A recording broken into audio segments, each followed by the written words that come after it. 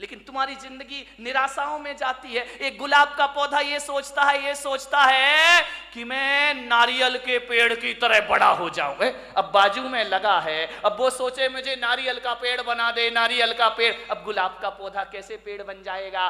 पेड़ इसलिए दुखी है कि वो सोचता है यार गुलाब जैसे फूल मुझ में आ जाए, गुलाब जैसे फूल, जिंदगी दुखी हो जाएगी। एक जगह मैंने देखा, अरे गुलाब का पेड़ अपनी पौधा अपनी मस्ती में झूम रहा है, नारियल का पेड़ अपनी मस्ती में झूम रहा है। मैंने एक साधु से पूछा, बताओ ये अपनी मस्ती में क्यों है, ये इतने आनंदित क्यों है? बोले इसलिए आनंदित है कि नारियल का पेड़ कभी नहीं सोचता कि मुझ में फूल लग जाए, और गुलाब कभी नहीं सोचता कि मैं इतना ऊंचा हो जाऊं। इसकी अपनी मस्ती होती है और उसकी अपनी मस्ती में रहो। अरे मेरे भाई, पूनम की रात का जो सौंदर्य है ना, कभी कभी अमावस भी बड़ी सुंदर लगा करती है मेरे भाई। यदि अमावस की रात ना होगी तो पूनम का सौंदर्य कौन जान पाएगा? यदि जीवन में दुख नहीं होंगे तो सुख का स्वाद। एक बात बताओ, यदि इस जिंदगी में सुख होता, दुख नहीं होता, तो क्या करते आप बताइए? सबको सुख, सब सुखी से।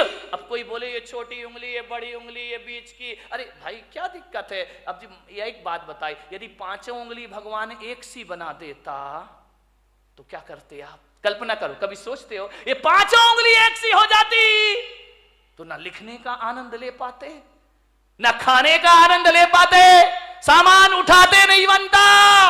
ध्यान रखना, हर उंगली का अपना अपना महत्व हुआ करता है। अंगूठा है और अनामिका है, तभी आप इससे कुछ लिख सकते हैं। ध्यान रखिए, ये बीच की उंगली है, ये ध्यान रखना, ये बीच की उंगली सबसे बड़ी हुआ करती है। ये उंगलियां भी इसके जैसी बड़ी होने का ख्वाब देख ले तो ये दुखी हो जाएंगे। ये अनामिका है, ये नहीं होगी तो सिंदूर कहां से लगाओगे और तिलक कहां से लगाओगे? विचार, एक बार इन उंगलियों में झगड़ा हो गया। अंगूठा बोला मैं सबसे बड़ा। बोले क्यों? बोले देखो मैं सब। बात तो देखो, ये अंगूठा है, दिखाई दे रहा ये अंगूठा, लेकिन ऐसा बदकिस्मत है कि अंगूठा ये है, अंगूठी ये पहनती है। ध्यान, इसके पास नहीं आती अंगूठी, इसके पास आती। ये चार अंगूठी पहनती है, अंगूठा अंगूठे ही दिखाते रह जाया करता है, उस पर आभूषण ही नहीं आते हैं। बोले मैं सबसे बड़ा। बोले क्यों? बोले मैं मोटा हूं, मेरे बिना चारों उंगलियों तुम लोग कुछ नहीं कर सकती हो, तुम्हारा कोई अस्तित्व नहीं है। तर्जनी ने कहा इसका मतलब मैं नहीं होंगी तो तुम दिखाओगे किसे? ये तो दूसरों पे उठती उंगली, अपने पे तो उठती नहीं है। बोले दूसरों पे उंगलियां उठाने की जरूरत पड़ेगी, मैं तैयार खड़ी हूं। बड़ी ने कहा मैं सबसे बड़ी हूं। अनामिका ने कहा चल, काय की सबसे बड़ी है, मैं नहीं होंगी तो तेरा कोई अस्तित्व नहीं बचे। छोटी वाली चुपचाप खड़ी थी। बोली बहन तू भी कुछ बोल ले। बोली मैं काय को बोलूं, मैं तो सबसे बड़ी हूं। अरे बोली छुटकी ज्यादा बोल रही है, इतनी सी तो है। वो कह रही सबसे बड़ी हूं। बोले तू क्या करती है? अंगूठा ने कहा मैं साइन करता हूं, अंगूठा लगाता हूं। तू क्या साइन करेगा? तर्जनी ने कहा मैं नहीं होंगी तो पेन कहां से पकड़ लेगा? तो बीच वाली ने बोली चल तेरे में ताकत तो मेरे से आया करती है। छिंगली ने कहा देखो, छोटी वाली ने, मेरे पास कुछ नहीं है, मैं सबसे छोटी हूँ, लेकिन मैं इतना जानती हूँ, मैं सबसे बड़ी हूँ, मैं सबसे बड़ी हूँ। बोले छोटी हो के अपने को बड़ी क्यों कह रही है? बोले इसलिए कि जब जब भगवान को प्रणाम किया जाता है मैं सबसे आगे खड़ी रहती हूँ और तुम सब मेरे पीछे खड़ी। ध्यान रखिए, प्रणाम करोगे तो छोटी वाली, जो झुकना जानता, जो प्रणाम करता, वो सबसे बड़ा हुआ करता। किसी से क्षमा मांगो, देखो लड़ने में तो तर्जनी तुम तैयार रहती हो, लेकिन जब माफी मांगी जाती है तो मैं सबसे आगे खड़ी रहा कर। सबका आनंद है अपना अपना। सब उंगलियां एक सी हो जाएं तो जीने का मजा क्या बचेगा मेरे भाई? ये छोटे बड़े नहीं रहेंगे तो जिंदगी कैसे चलेगी? इस दुनिया में क्षत्रिय की भी जरूरत है, इस दुनिया में ब्राह्मण की भी जरूरत है, इस दुनिया में वैश्य की भी जरूरत है, और इस दुनिया में शूद्र की भी। शूद्र नहीं होंगे ना, 3 दिन हड़ताल कर दे, जीना मुश्किल हो जाएगा मेरे भाई। ध्यान रखिए, सबका अपना महत्व है। अपने अपने में राजी हो जाओ, राजी हैं हम उसी में जिसमें तेरी रजा है। यहां त्यों भी वाह वाह है। यहां कबीर का झोपड़ा एक दिन बेश्या के कोठे के सामने बना दिया गया। बेश्या को बड़ी परेशानी हुई, कबीर को कोई परेशानी नहीं थी। संतों को क्या परेशानी, परेशानी तो संतों से दुनिया को है। कबीर अपनी भक्ति करता था, राम नाम भजन में लीन रहता था। बेश्या को डिस्टर्ब हो गया। रोज बेश्या के कोठे में ढोलक बजती, तबले पर थाप पड़ती, घुंघरुओं की आवाज आती। और जब घुंघरुओं की आवाज और ढोलक की थाप पड़ती, कबीर उस संगीत में अपने राम का भजन किया करता, भगवान का स्मरण। बड़ा आनंद है मुझे इस जीवन में। लेकिन जैसे ही कबीर भजन गाता तो ये दीवाने मतवाले लोग बेश्या के कोठे में जाते और कबीर का भजन सुनते, कबीर के पास जाकर बैठ जाते। अरे बेश्या ने कहा, ये कबीर तो मेरा धंधा चौपट कर देगा। जे लोग आते हैं वासना के लिए, ये साधना में लगा देता है। बोले ये तो मेरी दुकानदारी पूरी बंद कर देगा। बेश्या ने कहा, इसका झोपड़ा हटाओ यहां से, अपना धंधा बंद हो जाएगा।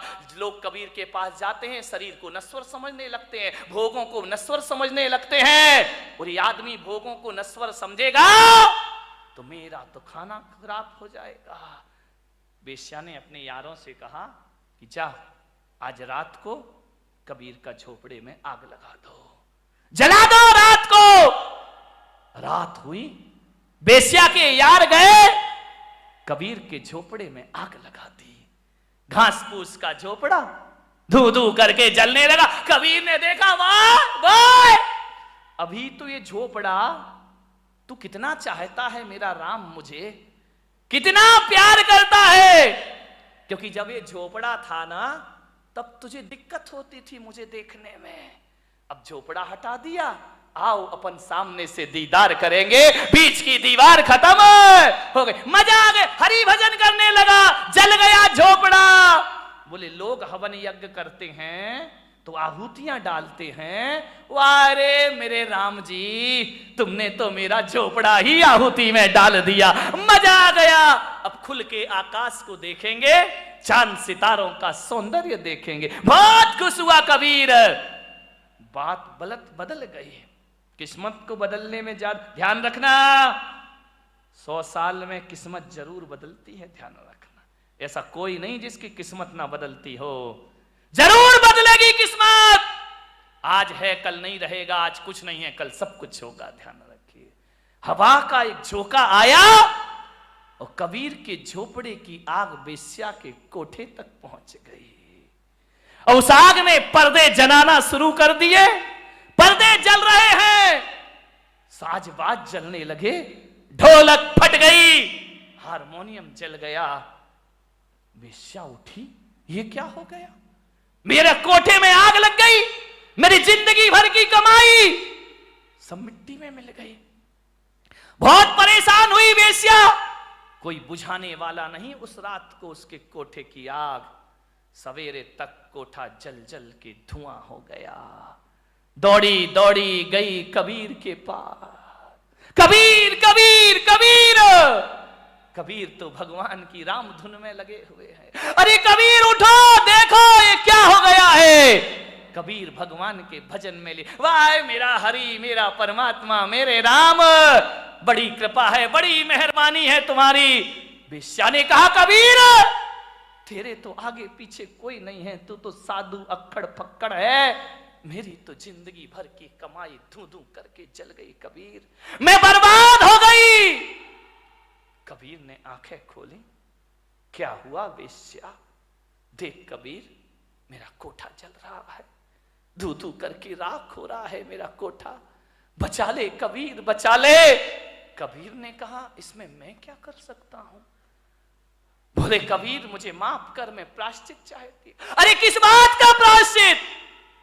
बोले तेरा कोठा जलवाया था मैंने, किससे, मेरे यारों से। तो कबीर ने कहा, मैं क्या करूं, तू मेरी अपराधिन है ही नहीं, तेरे यार ने मेरा झोपड़ा जला दिया, मेरे यार ने तेरा कोठा जला दिया, ये तो दो यारों की लड़ाई है, तेरी मेरी तो कोई बात है ही नहीं, ना तेरी गलती ना मेरी गलती। तेरे यार ने मेरा झोपड़ा जलाया तो मेरे यार ने तेरा कोठा, ये दो यारों की लड़ाई है।